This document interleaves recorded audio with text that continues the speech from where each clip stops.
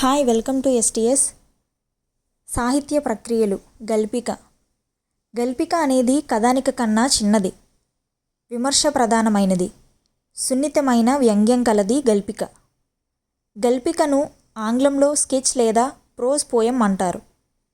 ఇది సాహిత్య వచన ప్రక్రియ. 1940 ప్రాంతంలో తెలుగులో వచ్చిన విశిష్ట సాహిత్య ప్రక్రియ గల్పిక. గల్పికను అల్పిక, అభూత కల్పన అన్నవారు కొడవటిగంటి కుటుంబరావు. తెలుగులో గల్పికలకు ఆద్యుడు కోకుగా ప్రసిద్ధి పొందిన కొడవటిగంటి కుటుంబరావు. పంపకాలు, తల్లి ప్రాణం, దయ్యం, పందికొక్కులు, ప్రజలదే భారం అనే మరెన్నో శీర్షికలతో గల్పికలు రాశారు. గల్పిక రచనలు చేసిన భావకవి అడవి బాపిరాజు.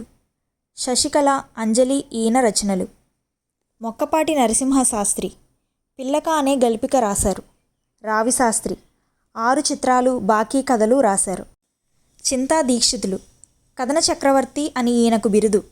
ఎవరు మంచివారు, మబ్బుల బుట్టలు, జాతకం మొదలైన రచనలు చేశారు. గూడు వీడిన గోరువంకలు, బూటుకాళ్ళు రచయిత అక్కిరాజు రమాపతిరావు. ఈయన కలం పేరు మంజుశ్రీ.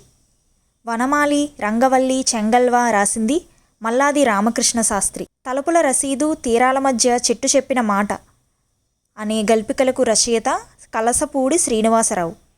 ప్రేమ మాధ్యమం, పురిటి గది, తరగని దూరం రచించింది కొండేపూడి నిర్మల. చెట్టు కొట్టేసినట్టు మా కేసు కొట్టేసిండ్రు ఇది రాసినవారు జూపాక సుభద్ర. పిట్ట కొంచెం కూతగనం అనే సామెతకు సరిపోయే ప్రక్రియ గల్పిక. Thank you for watching.